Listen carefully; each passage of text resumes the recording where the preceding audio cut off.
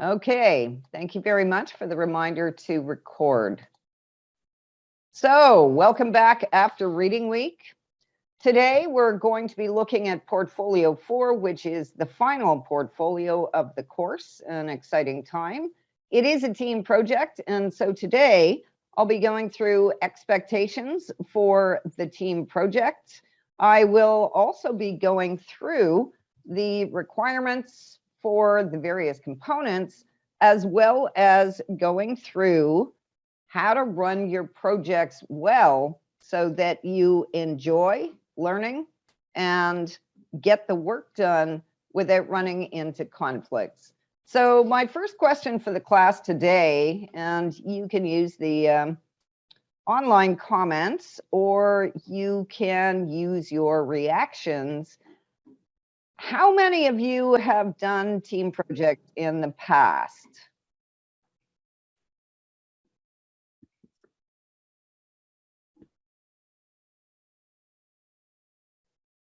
Lots of you have. My next question for you,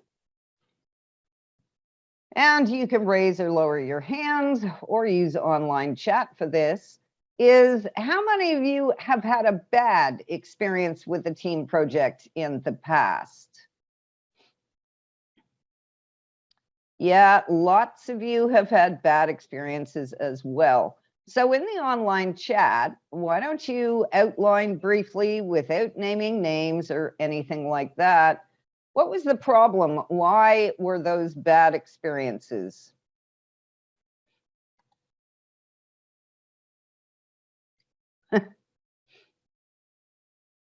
See, it just says all of them. Okay, team members who didn't do all the work, ended up doing all the work, uncooperative team members, imbalance of work. Yeah, some people didn't get their work done before the due date, the work not being distributed evenly, people who don't help with anything and then blamed you when it wasn't done.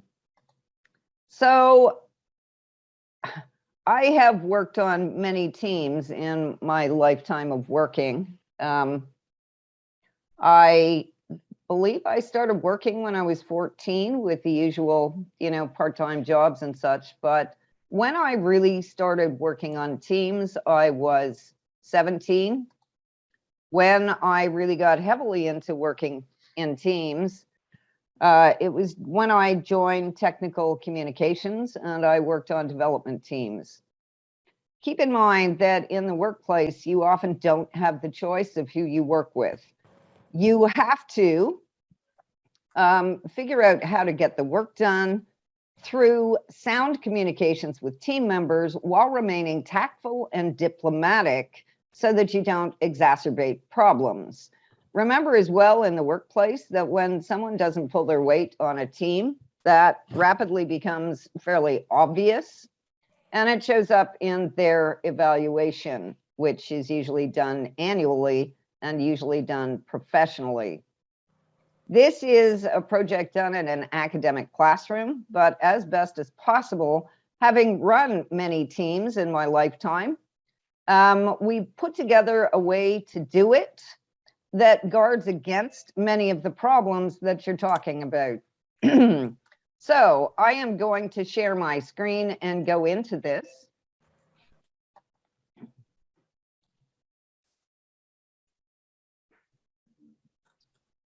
And here we go. So I've called today's talk Negotiating Team Projects, and there will be time for questions at the end of it. As a technical communicator working on development teams, often my job was to produce documentation for software or bleeding edge technology. And to do that, I had to work with developers to get the information from them. That wasn't always an easy job, but my job relied on doing it. And I also was in management for many years. So I am used to dealing with the difficulties that can occur because of personal dynamics or because of dependent tasks, as in one person can't do their part of the work because another person is holding it up. Keep in mind today, there are many stressors and many, well, you know, despite the lifting of many of the things like vaccine passports, we are still working in the middle of a pandemic. People are going to get ill. They are going to have family emergencies. There is a war going on in part of the world. And of course, as we know from watching the news, soldiers aren't the only people impacted by war. It has major effects on many civilians, and many people are concerned about relatives in the impacted areas. So we have to keep those in mind, just as we do in the regular workplace. People can't work when they're sick. We have to somehow deal with that. People who are stressed out and feeling the impact of something like war may be less productive than they normally would be. We have to deal with that with sympathy and compassion. And what we do is come up with fallback solutions to dealing with such things. In other words, we plan ahead. I have put out overall guidelines. E-class has been up and down. Very much up and down over the last few days. So I will probably end up emailing everything to each of you to make sure that you get them. Let's go into the overall assignments first. There's a team proposal that you will be doing. It's ungraded. There is an oral progress report and a written progress report. These are individual assignments. I will talk more about how the projects will be run in a minute. There's a team presentation, but it's recorded rather than done live, with the exception of the in-person class, where the members of that class may choose to present live instead of as recorded. You receive team and individual grades for the team presentation. So essentially what happens is we do give out a team grade for the team presentation, but we are also grading individual work within the team presentation. Same thing with the team report. It's not just a team grade. We will also, or you will also identify which parts of the report you wrote. And in that way, we're able to give an individual grade, not just a team grade. I would point out an important and ungraded component of the team projects is the team member evaluation you will do at the end. It's ungraded, but it's required. I will be going over the professional guidelines in class that are used in many workplaces, although I've simplified them. You will be doing confidential team member evaluations with 1 paragraph per team member. Please note that includes yourself. And you will be writing according to those professional guidelines about each team member. So when all team members know that they are being assessed, that those assessments are confidential, and yet they are done by professional guidelines, that tends to help people stay on track. I want to look at the assignment descriptions, and I want to look at the overall way that these will be run.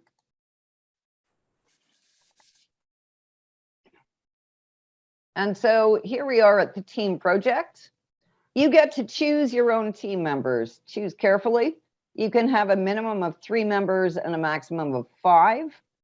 You will choose one of the projects that's listed to complete. And please note that at the end of this list, because there is a list, and I'll be going through these as well, there is an open proposal. And so teams can propose their own project. They must do a bit more of a thorough proposal, should they choose to do that, so that we can make sure the proposal is viable. So you have a choice of projects. If you choose your own project, you have to get my approval for it by sending me a proposal by Thursday at midnight. Your assignments, as I have said, the team proposal is ungraded but required. Unless the team has chosen to do their own project, like to create their own project, if you have chosen one of the ones on the list, your proposal is due in tutorial today. And it must include the team members' full preferred names and email addresses so that we can communicate with each team. You are to choose a team name. It must be polite. I've known that since one of my teams many, many years ago chose to call themselves Team FUBAR before I knew what FUBAR meant. I asked them to change the name after laughing a great deal. You need a one-paragraph description of the project the team has chosen. Obviously, that's so that your tutorial leaders can tell which project you will be working on. We also, and please note this, there is a tendency in academic team projects for one person to take over and run the whole shebang. That's not going to happen here. One of the things you have to include in your proposal is a list of who will be team leader for which week throughout the rest of the project. I'll be going into detail in a few minutes about the team leader's role. But for now, know that you will be choosing a team leader for this week, and the team leader will rotate each week until everyone on the team has had the opportunity to do that. This is for two reasons. Team leaders have specific responsibilities, and so does every member of the team.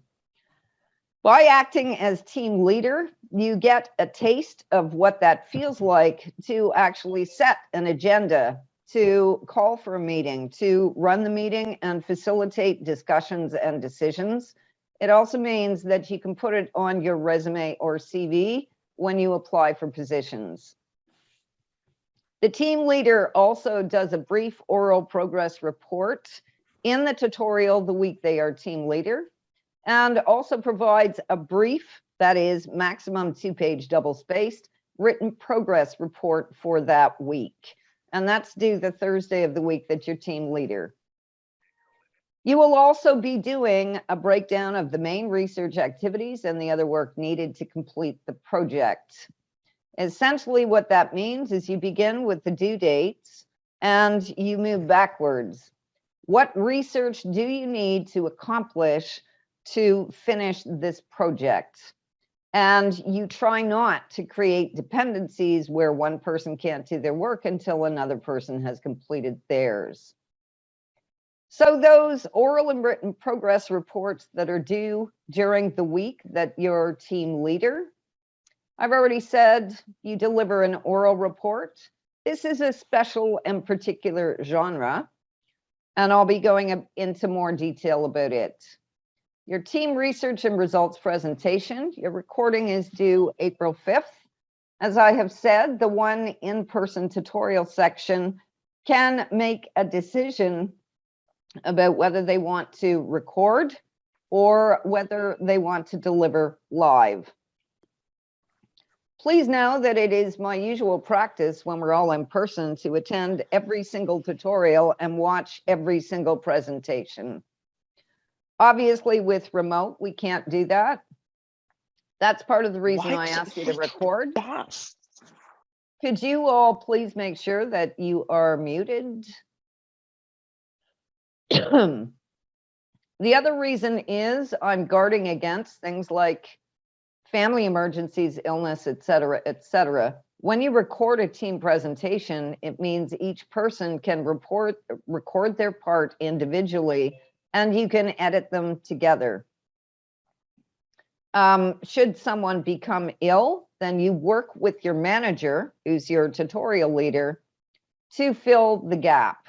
Perhaps someone else can present that part of the report, and the person can do an individual recording later on so that they don't lose the grade. So recorded presentations, I thought about carefully. We can make up, once again, for illness, emergency situations, and so on and so forth. still ensure your project gets done, and still ensure that everyone gets a grade. The recordings followed the same pattern that we've been seeing all year. You need a beginning, you need a middle, and an end. The beginning sets out the problem or the issue, states your research question or objective. The middle focuses on the research you did and the results that you found. And the ending summarizes the answer to the question or objective and summarizes the team's recommendations for action or for further work. You need to include a full set of references at the end. These will be shown in tutorial and will be followed by a brief Q&A period so that other members or your classmates and your tutorial leader can ask questions. The length is 3 minutes per team member plus an additional 3 minutes per team, should you need that.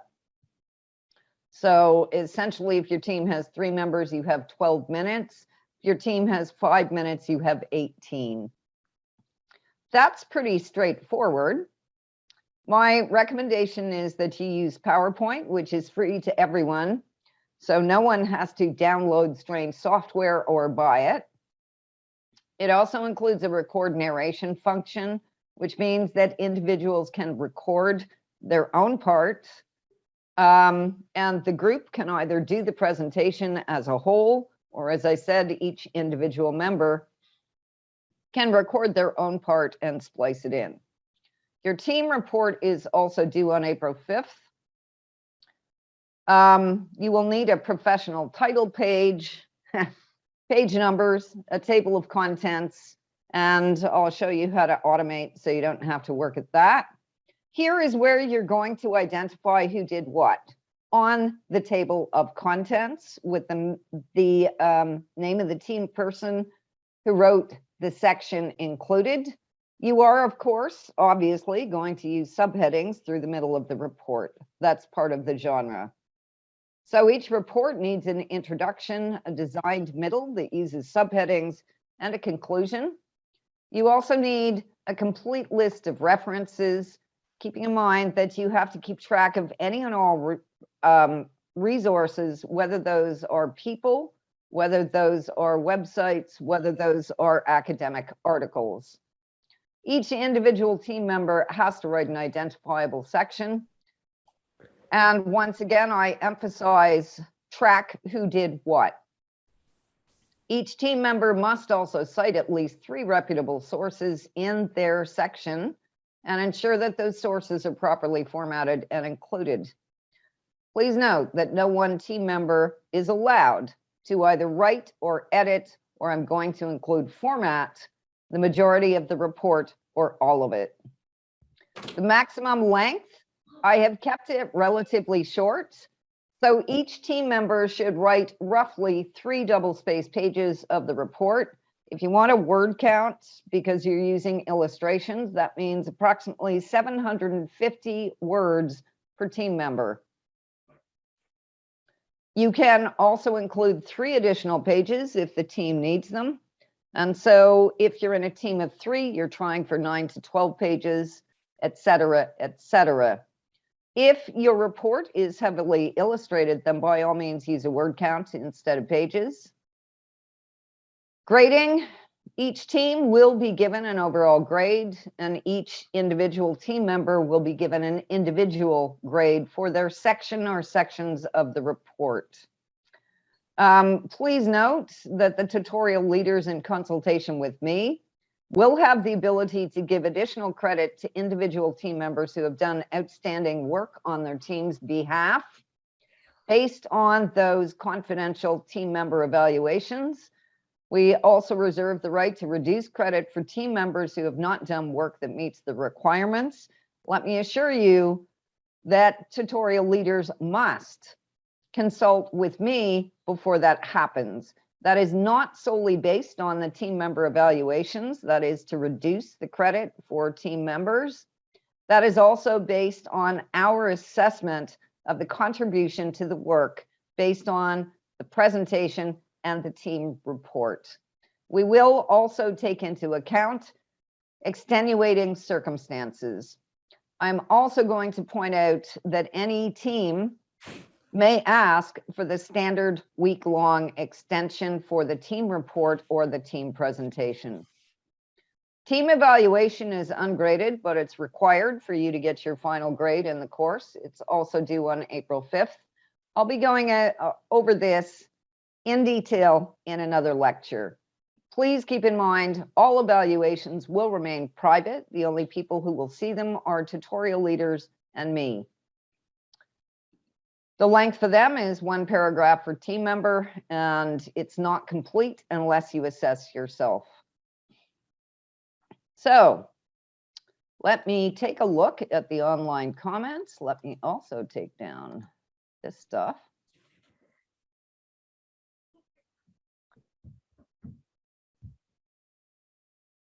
The person who just wrote me the comments about having to miss the tutorial, I'm not going to name you, but if you can stay after the lecture for a minute and we'll talk about arrangements.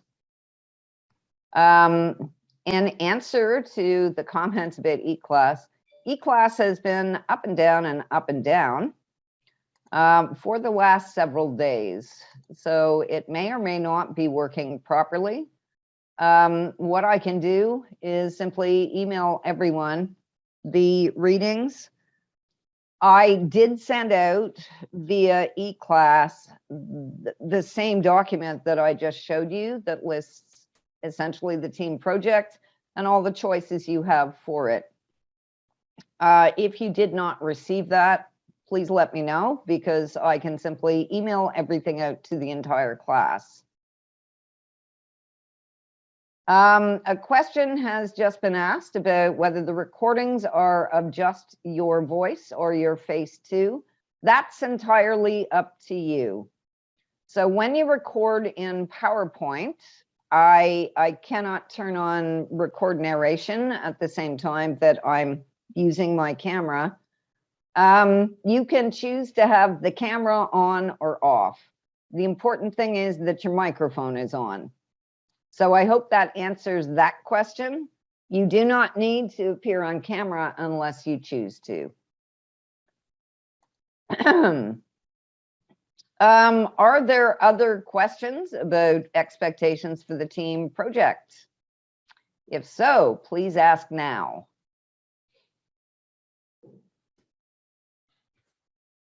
Hi, everyone. May I ask one question, Professor Mackenzie? Of course. Please go ahead. Yes, if in the group members, not that I hope I will have any problems, but if we don't get any reply, I'm trying to make a group chat right now. If we don't reply, we don't get reply from one of the group members, let's say how many hours or a day do we report to you or ask you? How long do we give our, group members? Yeah, so that's an excellent question. Don't expect instant responses. First, one of the first things you should do, and I think I've covered this in a little bit, but I'll answer the question now. One of the first things you always do when you start a new team is you ask people for their communications information. Now, I'm aware that different people use different platforms to communicate, but the basic level of communications is always email. You cannot expect an instant response, nor should you expect anyone on your team to open accounts on a new social media platform if they don't already have them. That's, that can create awkwardness. Maybe the person doesn't want to go on that particular platform or use it. You also have to take into account that people have other responsibilities than schoolwork. So work, et cetera, et cetera. My suggestion always is if you have put out, say, an email or some communication that it's important that team members respond to, first, in the email or the communication itself, politely ask everyone to respond by a particular time. So, and you always qualify that by saying if you're able to. Make the time reasonable. And so generally speaking, I give people 24 hours, but I specify that. And if you have received no response within a reasonable time period, 24 hours seems quite reasonable to me. You don't assume the person is being negligent. You might assume their power's out, they're ill, etc., etc.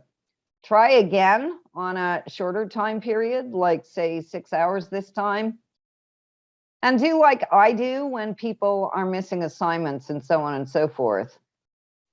You simply state, I've noticed that you haven't responded to our communication from yesterday. Are you okay? We need to hear from you. You don't get a response to that second one in a reasonable amount of time. You instantly contact your tutorial leader, who is acting as your manager. It is entirely possible that someone has called in sick or has emailed about an emergency situation.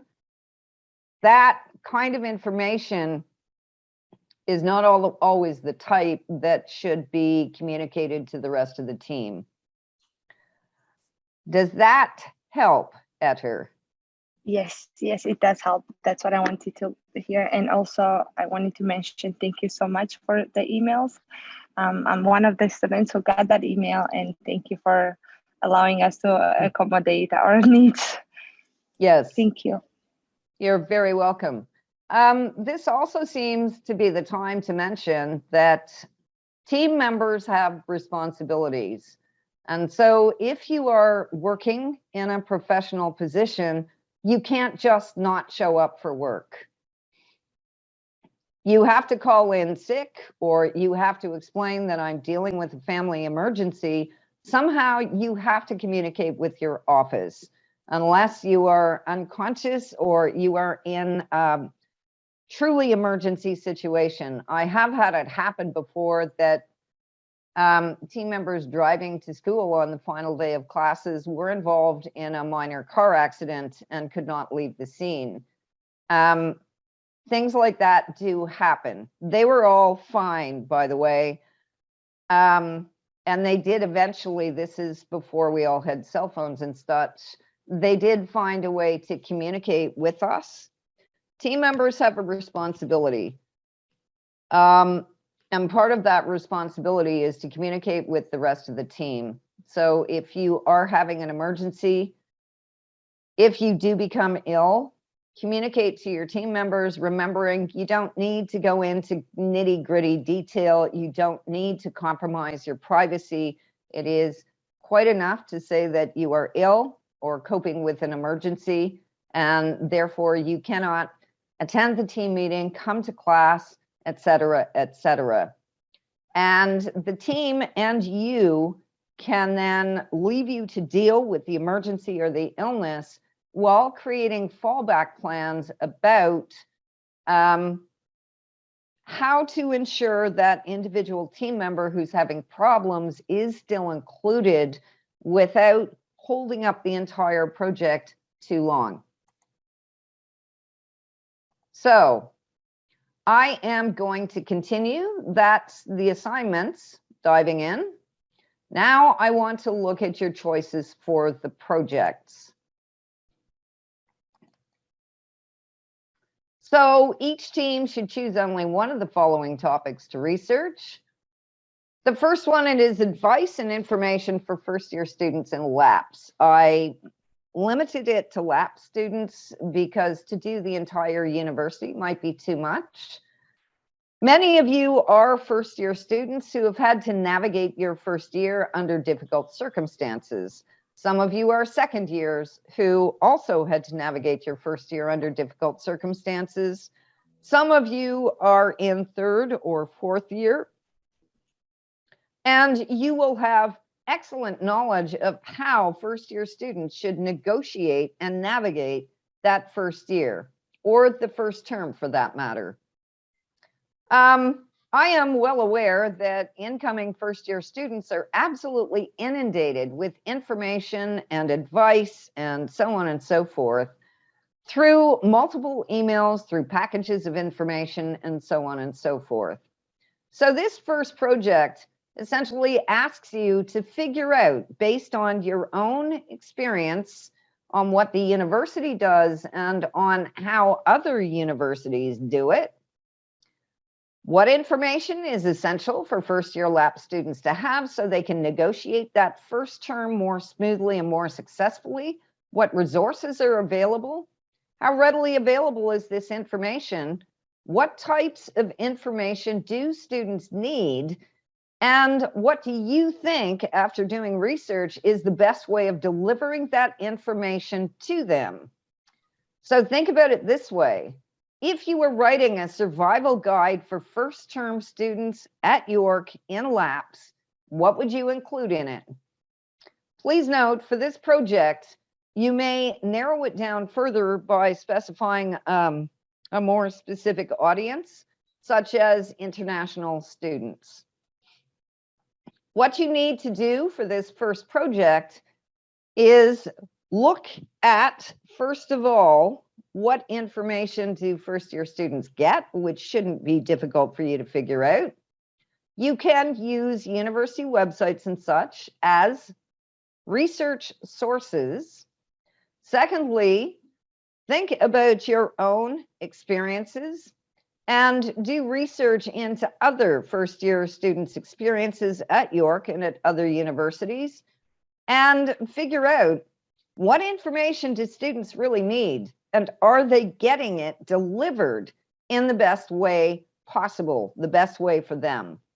So this is an open project. It gives you lots of leeway, and it gives you leave to be creative.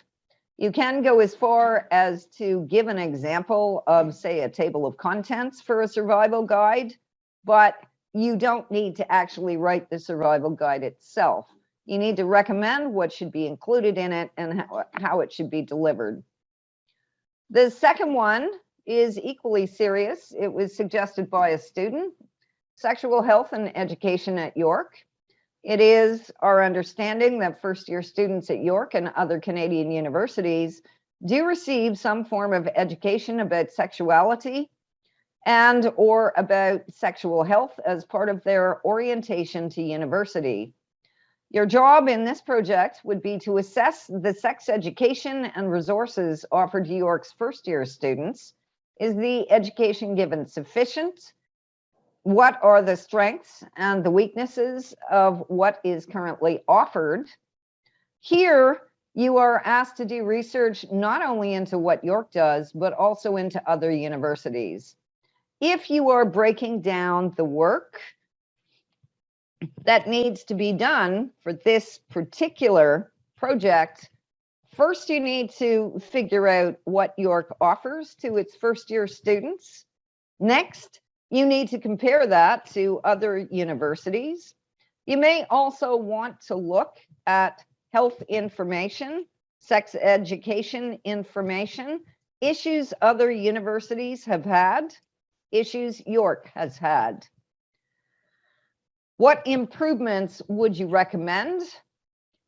Do not feel confined to the solutions that other universities or that York itself has provided. You may, for example, feel that sex education at the first-year level is not enough, that it should be ongoing through to fourth year. Sound and accurate research is absolutely essential for this project because it is on such a sensitive issue. And note too, that you may not interview or survey other students about their experiences, especially if those experiences are traumatic, because we would have to get human ethics approval for you to do so. The second rationale is you do not question others about potentially traumatic experiences because it may bring on a recurrence of the trauma. So this is a very serious project that requires very thorough and very accurate research. The third suggestion also comes from a student. It's about a creative writing journal or periodical for York students. So I did a little research myself before setting this one up because I know that various student clubs and organizations and several departments have indeed published students' creative writing, so there are outlets on campus. Such outlets do not seem to be broadly known to York's first year and beyond students.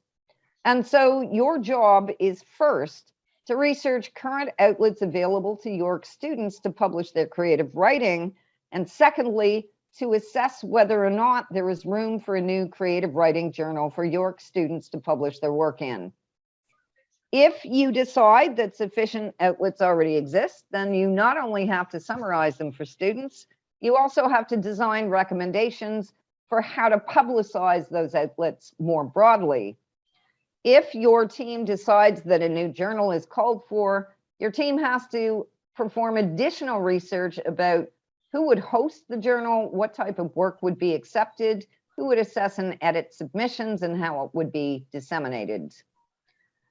You can see with each of the projects so far that there is research to be done that can be split in anything from thirds to fifths, and then put together into a report.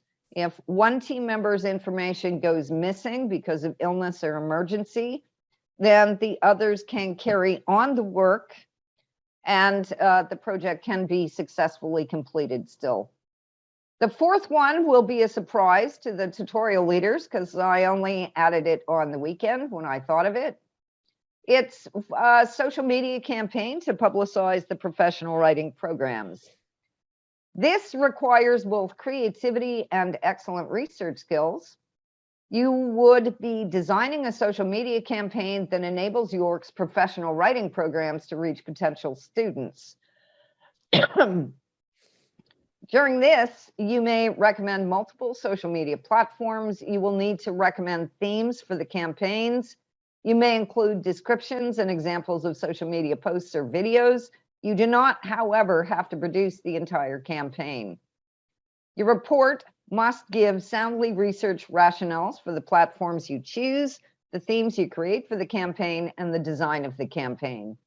Here, my suggestion would be, part of your research is going to be, what are other programs and universities doing on social media to recruit students to their programs? What could the professional writing program do? Obviously, you have to research the professional writing programs. Project number 5 is the open proposal. You need to propose a manageable project with an open-ended research question that's somehow related to York or its students, or to students in general. What open-ended means is essentially your research question can't have a yes/no answer. And if I Google your question, I should not find an answer to it right away. So you need a fresh and innovative question that requires research and analysis to find an answer to. Hopefully you will find one of these 5 projects of interest. Once again, if you go for the open concept, open design, which is number 5, then you will need to write a proposal that describes in sufficient detail what the team proposes to do for us to assess whether to approve that project or not. But it does give you the possibility of choosing something that you want to learn more about and that your team members will enjoy doing. So having gone through those, are there any questions about them?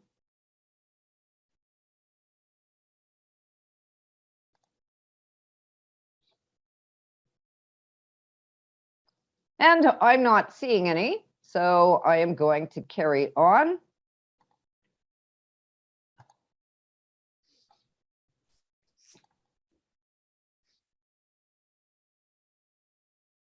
And the fun parts. So those are the choices of projects you have. Here's how the course is going to work for the next few weeks. From weeks 19, which is today, until 23, which is the second last week of term, your team is going to have the opportunity to meet and work in breakout rooms during tutorials for at least 45 minutes, probably an hour during the tutorial itself. That's also going to give you the chance to speak to your manager, your tutorial leader, by calling the tutorial leader into your breakout room to answer a question or help you resolve a problem. Once the team meeting is over, the chosen team leader for the week for each team has 5 minutes to prepare their oral progress reports. That means they have 5 minutes to take notes or to actually write out a brief report. After that, each team leader presents their oral progress reports on behalf of their team. I will point out at this time, if you have an accommodation for not doing oral presentations, please remind your tutorial leader. You can ask a teammate to present for you, and we will accommodate your accommodation by simply asking you to write a more detailed progress report. You need to remind us about that accommodation before your week as team leader.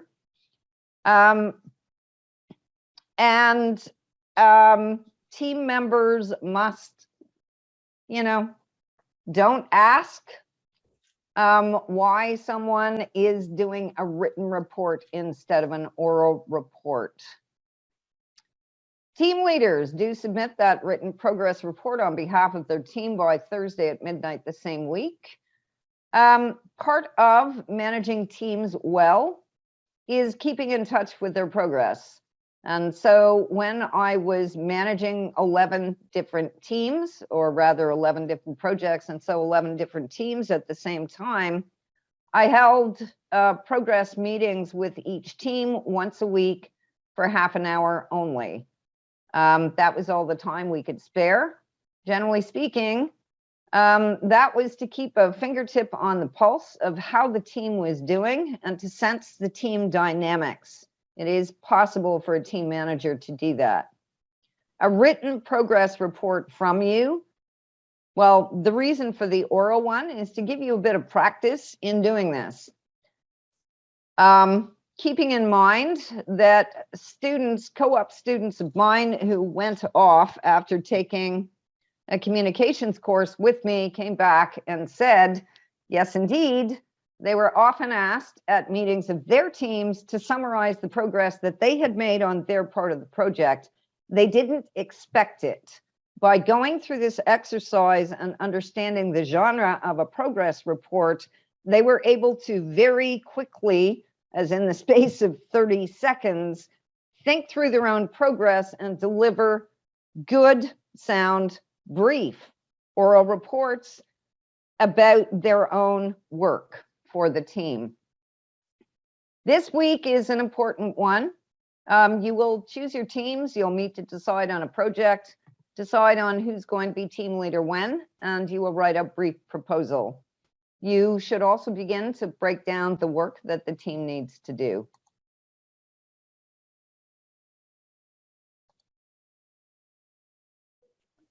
Okay, team leaders and managers, what do they do and what do they not do? This is an interesting question, especially given that many of you said you either had to do all the work for the team or someone else. The other common problem is that someone else takes over and does all the work and doesn't give team members the chance to do the work. So the role of a team leader is important. You will be carrying it for 1 week. If your team has only 3 members, so I did answer this question before, your team should have a minimum of 3 members, a maximum of 5. What team leaders do is, if outside meetings are necessary, like meetings outside tutorials, then the team leader arranges for those meetings to be held. The team leader sets the agenda for all meetings that week according to the business that the team needs to focus on. The team leader facilitates discussion by asking others to speak. The hallmark of a good leader is not walking into a meeting and announcing decisions that they have made about what the team should be doing. The hallmark of a good leader is walking into a meeting, stating the goal for the meeting, stating the first issue or the first business at hand, and asking others to speak. The agenda ensures that the entire team knows what you are going to be working on. There should be space towards the end of the meeting for team members to bring up other business that that the team leader did not cover. So facilitating discussion is one of those skills. It's an interpersonal communication skills. It consists of running a meeting that is focused on the business at hand so that the work gets done. And it also ensures that everyone on the team has a voice, is asked to speak if they don't volunteer, and is included so that no one person dominates the meeting. But there is a fine line between doing that. I mean, there are all kinds of skills involved here. It's a case if one person is dominating the meeting, you don't say, "You shut up." You say, "Thank you so much for your comments. Now that we've heard from you, I would like to hear from the other members of the team." And then you call on someone who hasn't had a chance to speak yet. So it's constantly keeping the team focused and on track, making sure that everyone is included, possibly by going around the team on important issues, and doing things such as, if you notice that things are getting overheated, calling a timeout and just saying, "I'd like us to take a 5-minute break and come back with solutions and compromises in mind." Generally speaking, once everyone has had the chance to voice an opinion, the team leader then summarizes the discussion and essentially keeps their own opinion until everyone's had the chance to voice it. The team leader also works for consensus regardless of their own opinion. And finally, your last job is to keep us in touch with how the team is doing. Your oral and written progress reports mean a great deal to having that happen. What team leaders do not. So as a manager, yes, I assigned work. I knew my team members. I assigned work, I assigned schedules, et cetera, et cetera. I was paid to do that. However, in the course of these team projects, when you are team leader, you do not assign work or tasks to individual members. The team must discuss who wants to do what. The team as a whole should make sure that the division of work is equitable. Any team member who finds out after happily agreeing 1 week to do a particular task and finds out it's overwhelming should come back to the team the next week and say, "This is too much." Team leaders do not express their own opinion first or strongly. Your job is to facilitate, to keep the team on an even keel. You also do not allow anyone else on the team to call people out or put people down, nor do you allow a meeting to turn into a fight. Your diplomatic skills will help you here. It's essentially a case of finding the moment to simply say, "We're here to focus on work, not on personalities. Let's keep the meeting pleasant." And if need be, to call a timeout. The tone of the meeting and the amount of work that gets done in that meeting rests for the most part with the team leader, though I will say that that can be difficult. It depends who's on your team. The last thing about working on teams, this is a lesson that I learned as a teacher when I was 16 or 17 years old and teaching swimming, is regardless of your personal feelings about team members, you can never show them. So essentially, when you're teaching swimming, if you're teaching 40 kids in the course of a day, you may not like them all equally, but you do have to treat them equally. You have to listen to their ideas. You have to consider their ideas. And again, that is regardless of your personal feelings. You think about the work and you think about the team. Many problems within teams are caused by personal dynamics. Team leaders have to be above those. Team leaders have responsibilities, but so do team members, many of them. Your first one is to arrive at in-class meetings and any other meetings prepared. You will have read the agenda, reviewed the team's objectives for the meeting, the work to be done for that week, and you will have ensured in as far as possible that you have done the work that you were supposed to do. One of your responsibilities as well, if it's not possible for you to attend a meeting for any reason, to let people know as soon as possible that you can't, and if possible, why you can't, without violating your privacy. Your other job within meetings is to be prepared to make a thoughtful contribution. It helps a great deal if you praise other people's work wherever you can. And when you see an area that needs improvement, to phrase your criticism gently, but still clearly. One of your responsibilities is to speak out frankly if you cannot meet a deadline, and to provide solutions that will enable your team to continue the work. And of course, one of your responsibilities is to do your fair share of the work in a balanced way, without shirking and also without taking over. It is also, I might say, each individual team member's responsibility to keep meetings focused on the work and to help the team leader meet the objectives for that week. So you're responsible as well for your own behavior in team meetings. In order to have a good experience, you have to be professional. That is, you have to be pleasant and you have to focus on work. You are there to work. You're not there to flirt or to tease. That should go out the window. You don't do it during a team meeting. You avoid comments about personal appearance. And finally, you have to know your own strengths and areas for improvement. And so here are the 4 elements you'll be evaluating each team member on.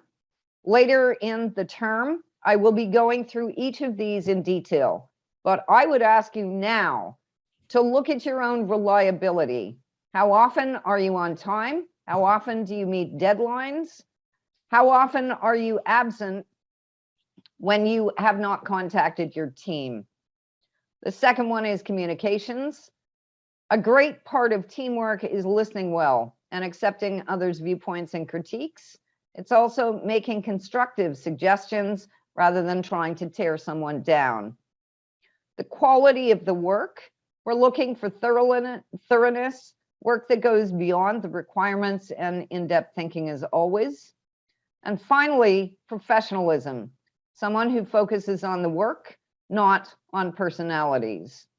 I will tell you that in my several decades of running team projects and of running projects in the classroom, the only teams we have ever had difficulty with, and this is across 4 different universities, when people, the reason I put in that point about do not flirt and do not tease, that's one of the only times when we had a problem with a team. We also had difficulty when people made comments about personal appearances. We have also occasionally run into the very occasional team member who did not listen to team members at all, who went off on their own personal journey. Not an easy person to work with at all. Should you come across such circumstances, you are to go to your manager, your tutorial leader. I want to remind you again to be sensitive, to be flexible, and to be compassionate, especially in these times.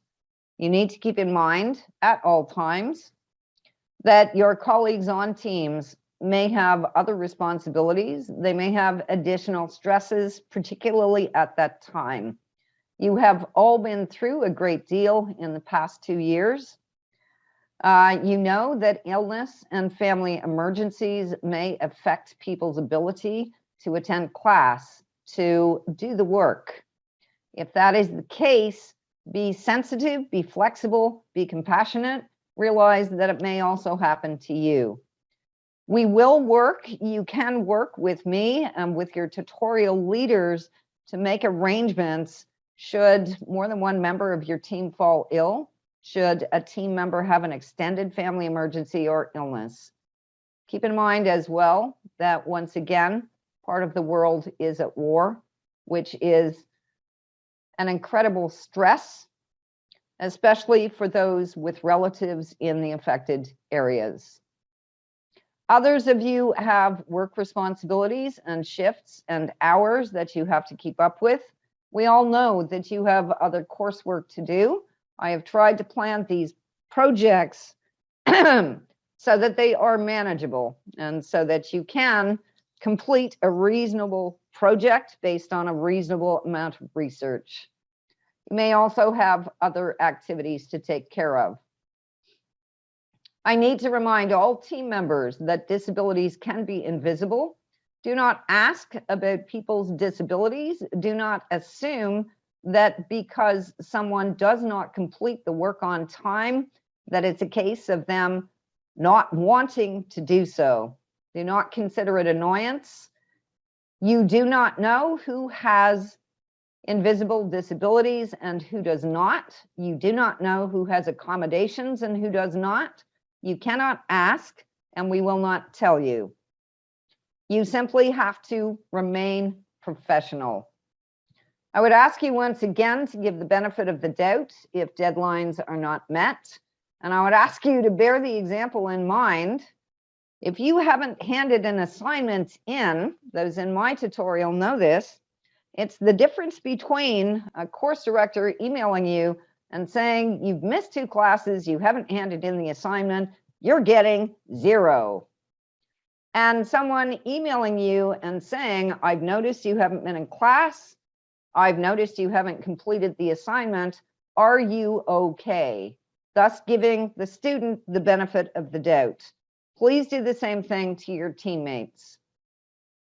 I also want to emphasize once again, not everyone uses or has access to the latest technology.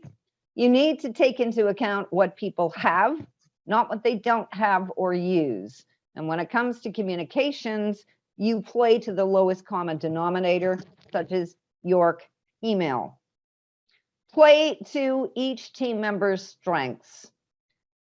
That's important, especially when you're working on a team project. And finally, I'm going to have to take this down so that I can see it.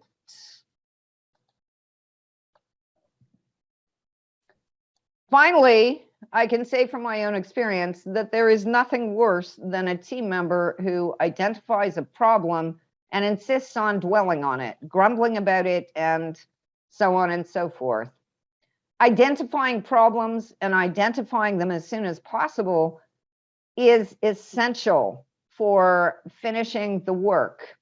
However, once you've identified the problem, stop the blame game. Look for solutions. Keep in mind, in a professional office, pointing the finger at somebody and saying it's their fault is simply not done. The lack of responsibility on the person's part will readily become apparent, and you should be talking to your manager if that is the case, rather than continuing to point the finger. So when you are in a professional position, it is up to you to identify problems, but blaming someone for them, don't dwell on it. Look to the positive and look for solutions. You're going to be trying to work towards consensus for your decisions. Keeping in mind that, minimum 3, maximum 5, you can vote, but voting may leave 1 or more members out and may lead to hard feelings. Consensus often means working towards compromise. That is negotiating rather than dictating. And negotiating often means that all members will agree on some kind of compromise. Please use the strategy of timeouts when discussions get heated. Call timeout, take a break, and send members away to think about a compromise. I will be posting negotiating teamwork on eClass for suggestions about problems that have occurred in the past and solutions to them. I want you to keep in mind that teams in the workplace don't work in isolation. They invariably do have a manager. And of course, in larger companies, you have, people managing the managers. Your tutorial leader is your manager. Part of the art of a team project is knowing when to go to a manager because the team has run into a problem that they can't resolve on their own, and when a problem is jeopardizing the project. I have found that students are exceptionally reluctant to go to a manager, that is their tutorial leader or their course director, because they somehow feel that they're going to be downgraded, or that they're asking for help, or that it means admitting they can't solve a problem. In the professional workplace, if you have a problem and you allow it to impact the team's work, and you don't bring it to a manager, there you have a problem. So the team does its best to resolve a problem on its own. If no solution occurs to you or you want advice, you should go straight to your tutorial leader. If necessary, you can also come to me.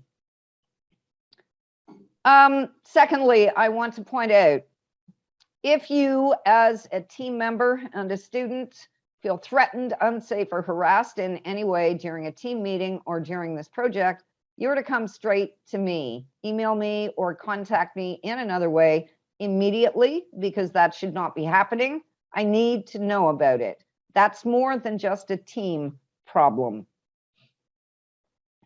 If the project is jeopardized in any way, then you obviously need to confer with your manager. So if there's no way you're going to meet the deadline, if you have a team of 5 and 2 members are sick or dealing with emergencies, that's problematic. You do need to discuss that with your tutorial leader or with me. Not only that, when your team is stuck and you can't decide on a solution, you should confer with your manager, that is your tutorial leader. You can also email me about it. The best people I ever worked with in industry, and I worked with so many. The best people I ever worked with were pleasant and courteous. They not only said hello, but they remembered things like when a team member's child was ill, they remembered to ask how the child was doing. If a colleague had a birthday, they would remember it. And very importantly, team members who remember everyone's names. Really important.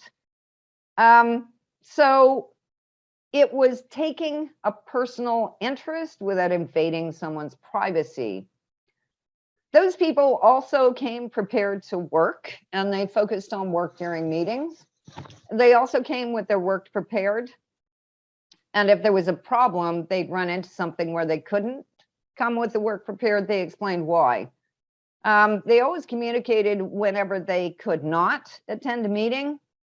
They noted good work on others' parts, and they also stated why it was good. It wasn't just a case of, I like this. It was a good sound rationale for, wow, this solution, this innovative software works incredibly well.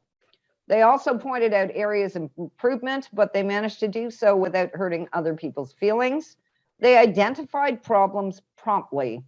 They also looked at the problem's impact and discussed, at this point, do we take this to a higher level? They always focused on solutions instead of focusing solely on the problem. And when it came to the blame game, it's called, okay, we have a problem with such and such a team member. Now let's work to resolve it. They didn't give up on people. They noted things like, such and such is going through a divorce right now, so maybe that's why they seem stressed out. You never know what's happening in people's lives. By the way, I haven't included the worst people I ever worked with in industry. There weren't very many of them, and I realized that those people were highly problematic. I didn't want to talk with them because I'm assuming you're all going to have a pleasant experience. Two last things I want to go over with. The first is writing proposals. You have an in-class ungraded proposal due in tutorial today. If you choose the option of creating your own project, then you have till Thursday at midnight. So it has to include the information that's stated in the description, your chosen team name, full team number, preferred names, and email addresses. Notice the purpose of this is so that we can communicate with you, so that information is very important. We need a 1-paragraph description of the team project chosen. If you're choosing your own project, that is, you're going to create your own, obviously we need more than a paragraph. We need a list of team members with the dates, that is, team members rotate by the week, with the dates that they will lead the team. You're going to email this to your tutorial leader, which means you have to have that tutorial leader's email on hand. You're going to CC it to all team members to make sure everyone's emails are working properly. You have a particular subject line that is team project proposal with your team name. Hi. My AirPods work. I tried them. When I can hear. We have a suggested agenda for today's meeting. First on the list, choose today's team leader. I would suggest you choose someone who's comfortable with presenting orally to the class. Collect team members' names and contact information, which means you have to decide how you're going to communicate, first of all. Next is choose a project. Next is choose the team name. And then you dive into writing this very brief required proposal with all the information that's needed. And essentially, the last thing on your list should be, what work do you need to get done for next week? Who is going to take on which task? I also want to go through reporting progress because a number of you will be doing oral progress reports today. It is quite easy. And once again, I'm having you do this because previous students reported that they were often asked to do so without notice in professional team meetings in industry. So you're going to give this in tutorial. You have 5 minutes to jot notes or write it down. You then have an absolute maximum of 5 minutes to present that report to the class, following the order and content I'll be giving on the next slide. And you will be submitting a 2-page double-spaced written progress report by Thursday midnight. You'll do that on eClass. And essentially, it's the same information fleshed out with a bit more detail. So here is a progress report on one slide. Please note that the purpose is to measure the current status of the progress the team has made against their planned status. Here are the parts of a progress report. Keep in mind, most managers have multiple projects to look after. So just because you stand up and report, we may not instantly identify which team you're on. You need to tell us. You also have to identify not only the team, but the project you're working on right up front. So you zip right in by doing that. You state your team's goals for today. By today, our team had planned to. That's pretty straightforward. What the team has actually accomplished in specific terms. So far, we've completed this task, this task, this task. You also state what the team had planned to accomplish but didn't manage to. As a, however, we did not manage to, blah, blah, blah, blah, blah. You then put in the solution to that problem of not catching up. So we plan to hold an extra meeting, or we plan to, keeping in mind you can get the normal extensions, we plan to ask our tutorial leader or course director for an extension. You also need to clearly identify any problems or issues that occurred. To be professional at this point, you do not mention individual team members. you focus on describing the problem and its impact, your very important next step is to state how the team intends to resolve those problems or issues, as in how will the team move ahead. The closing statement is the one that's often missed out, but it's one of the most essential. It's a statement of the team's overall status.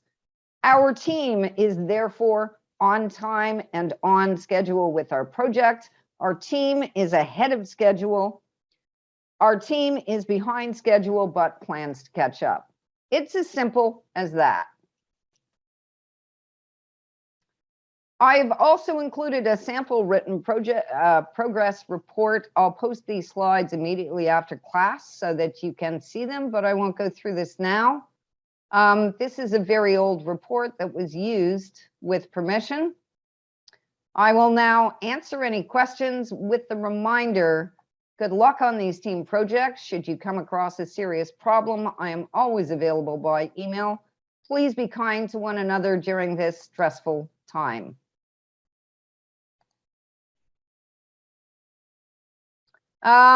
Isabel, to create teams online, you can email your teammates, you can come to tutorial today, and you can use direct chat to ask people to form a team. There are a number of ways of doing it. You can chat out loud. You can ask your tutorial leader to help you facilitate or coordinate. So you will indeed be deciding on teams in tutorial today.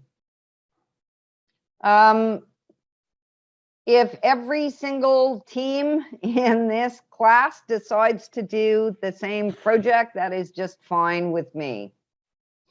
So you don't need to choose a project that no one else is doing. You can all do the same one.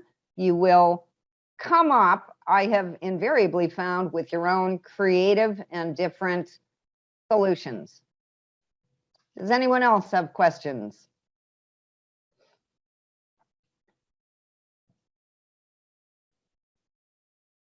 All right, so good luck with your projects. Once again, if you run into difficulties, please let me know. Please use your tutorial leader's wisdom. And good luck with it. I hope you enjoy the team project.